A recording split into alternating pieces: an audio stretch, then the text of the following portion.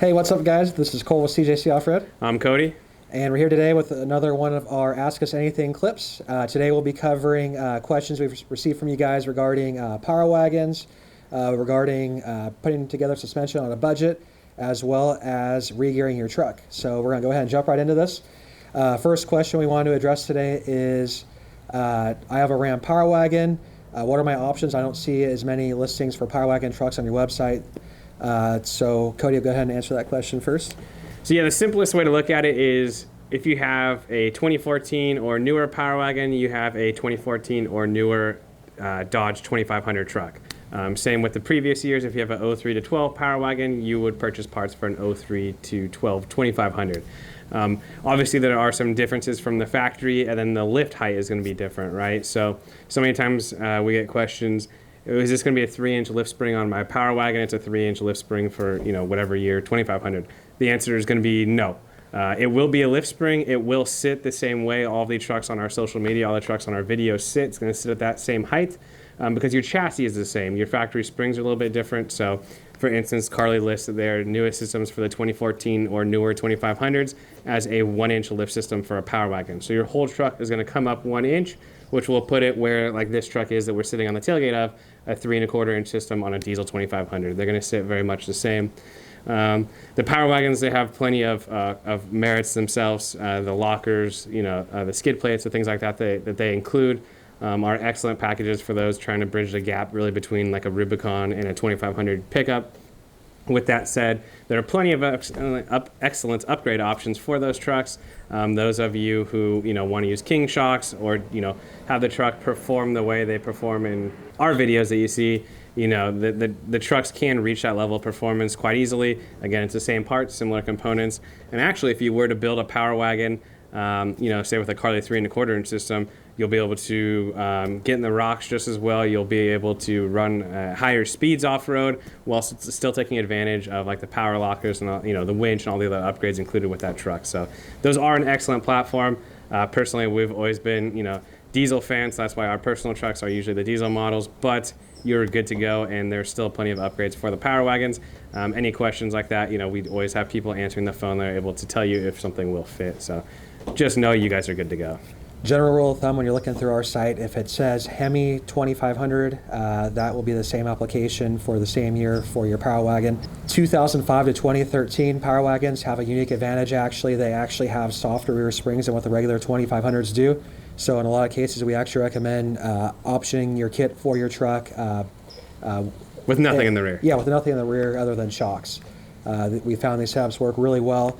Both Carli and Thuren offer excellent options for these, and as Cody mentioned, feel free to reach out if you have any other questions on this. So yeah, the next question is more about suspension and or steering upgrades if you're on a budget, right? So say you just bought your first diesel truck. These trucks are definitely not cheap, and you spent a lot of money, you bought it, oftentimes secondhand. It rides poorly, it drives poorly. Probably some guys, we get phone calls, they buy their first diesel trucks, a little disappointed because the ownership of one of these trucks that's supposed to last so long, they expect it to drive a little bit better. So what is the best way to get the drivability back, a little bit better ride on a budget, right? Because this stuff is not cheap. So it can be a little intimidating at first. You see names like Carli and Thuren, you see some of the more expensive options that they offer, and you say, wow, I don't really want to spend $5,000, $6,000, $7,000 on my truck, but I still want to make improvements. The cool thing is both Carli and Thuren actually do offer relatively affordable options. So for, I'd say the third and fourth gen guys, so like or even second gen as well. So say second, third, fourth gen Rams up to like 2013. One of the best places to start on your truck is with a quality adjustable track bar. This is an area where you don't want to skimp, but relatively speaking, compared to other modifications you can make, a track bar isn't really going to blow the budget, in my opinion. You figure, $370 for a Thuren track bar, $435 for a Carli track bar. Both extremely impressive options as far as how much of a difference you can make with just one component. With all these trucks, if you're still running on a stock track bar, I say that's one of the first things you need to do is get rid of that stock track bar, put a quality track bar into the truck. You'll be happy with both how much tighter the front end is going to feel, as well as if the truck does have any kind of lift in the front, say a couple inches, the ability to recenter that front axle. Suspension-wise, Carli and Thuren actually offer very reasonable options if you want to do something simple, leveling that truck. Figure, a 2.5, 2 3/4 inch coil, 3-inch coil in the front. Carli has, 2.75 coil. Thuren has actually multiple options, 2-inch or 3-inch. Pair those with either Carli Signature Series shocks, Thuren's Overland shocks. Believe it or not, these relatively inexpensive upgrades actually make a huge difference in terms of drivability. And if you're towing with your truck, you can still keep the stock rear springs, still keep the truck totally functional. So it doesn't take a whole lot. What we typically recommend doing is if you're trying to figure out a combination for your truck within a certain budget, feel free to reach out. We're more than happy to answer any questions. Shoot us an email, give us a call, and we'll try to help make recommendations for the best bang for the buck within your budget.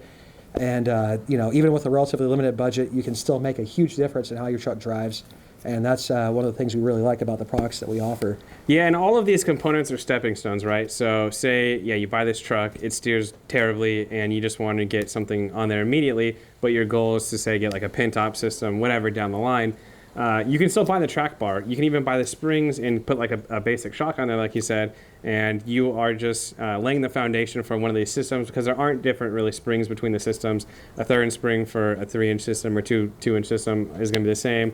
Same for the Carli. It's the same springs, same track bar. So there's the foundation for building yourself up to one of these kits, and you're just doing it at your pace. And also, again, like he said, as literally a track bar, coils, and shocks on a tired front end can make a world of difference. A lot of guys think, I don't need to upgrade the shocks. The truck, it's not all over the road. But once people do that and just make a slight upgrade, again, not at a huge cost, the drivability of the truck is greatly increased. The handling, just the overall characteristic, the driving feel of the truck is improved. So the next question we received is in regards to regearing. A lot of guys ask with a lot of different combinations, do I need to regear my truck? Basically every post that we make on social media showing a newer diesel truck with 37s is this truck geared? And the answer is no. Most of our customers, especially living in Southern California, most of the customers use these trucks as commuters, job site trucks, things like that. They aren't hauling very heavy very often. So 37s really don't impose a problem. Now, we're going to do a separate video, and this will probably get some heat. Mathematically, yes, your gear ratio, you put bigger tires on, it changed. But just like if you put a pallet of drywall in the back of your truck, the load and the characteristics do change. So when going from like a 34.5, which is stock on pretty much all the newer diesel trucks, up to a 37, there is a slight notice in, loss of power. But this truck is designed to haul, what's the capacity on these new trucks? It's like 25,000, 30,000, pounds of towing capacity. You really think a smaller tire is going to put that much more load on your truck? We've had all kinds of crazy comments on our Instagram. I heard you can't shift into 6th gear with 37s. Completely false. We commute in these trucks every day. The trucks go through all of the gears without issue. And again, we are not towing super heavy. So like our personal trucks, if they do get geared, like this one on 38s, I think if he does gear it, it'll maybe go to 410s. Guys get crazy. There are charts you can consult. But however, if you do use your truck for like hauling a skid steer, you tow every weekend, horse trailers, all that stuff, yes, gearing is an excellent option for you, and it will bring back the power loss from the combination of the bigger tires and the loads that you haul. So it is a really good idea. Again, it is one of those questions. There is not a one-size-fits-all answer. Those of us that commute in our trucks, or if you do a lot of like out-of-town trips but you aren't hauling, you can actually get better fuel mileage at a higher speed being under geared. So like for my truck, I don't tow very often, but we do take a lot of trips. Driving in the middle of the night, you are able to hit a higher speed at a lower RPM range, in which case you aren't quite watching your fuel gauge move all the way to empty as fast as you would if you were geared and doing that same amount of speed. Once you pretty much roll over that 2,000 RPM range, you can kind of watch the fuel gauge just drain on road trips. So then the trade-off is in-town stop and go. You are suffering slightly in terms of mileage by not regearing. So it's really application specific. There's a lot of diehard guys that are going to argue with us, but the truth is it's up to you. I can't tell you if it's going to be the fix. Again, for most of our personal customers at our shop, because we are not in like a high agricultural industry or area, things like that. A lot of guys just aren't hauling full time, so they take they use the advantage of the bigger tires, while guys who are going to haul full time need to take the advantage of the gears with the bigger tires. Absolutely, 100% correct. Say something about, like, this truck's like 1,000 foot-pounds of torque. Like, it doesn't care if Yeah. you have a 37. Yeah, and like the craziest thing that we see is, like for some reason people get really malicious with their comments about gearing. A new 3500 has 1,000 foot-pounds of torque. I mean, that is enough to do anything you want with the truck. So you think, adding a little more resistance to the truck, it's not going to hurt anything. In fact, for guys that have had a lot of diesel trucks, and especially trucks that are tuned or deleted, the trucks really perform best under a little bit of load. Like if you put stock tires on and hit the highway, the trucks aren't actually getting into the power band like they would with a little bit of load. So the tires, in my opinion, I think, overall drivability of the truck is 100% maintained. And I would not hesitate, especially for guys, just going with a leveling kit, trying to go to 37s. Gears are not going to be in the budget for sure. And, rest assured, your truck is not ruined. Your truck will be able to shift through all of its gears, and it will drive nicely. Yeah, keep in mind, in these newer trucks, a lot of them have 6-speed transmissions in them now. They do a lot better. Some of the older trucks, the 48RE Rams, things like that, or like the older Ford Power Stroke trucks, they actually do really well by re-gearing them. So keep in mind, it's very application specific. Yeah, there's not a one-size-fits-all answer for this question. Yeah, but I'd say on a newer truck, in a lot of cases, the average truck or standard truck we're doing with leveling kit 37s, I'd say a lot of those guys are fine with the stock gears. The trucks drive 100%, perfect. Yeah. That said, even in our own office, we're relatively divided on it. Paul, for instance, has 456 gears. Austin's running his stock 342 gears. Both trucks are on 37s. Funny thing is, both trucks have done relatively well in their transmissions. Yeah, there's been no damage to either truck based off revving too high, revving too low. Both trucks haul extremely large fifth wheel trailers even. And both of those guys are actually pretty rough on their equipment. Neither have had issues. Austin's transmission is still the original transmission.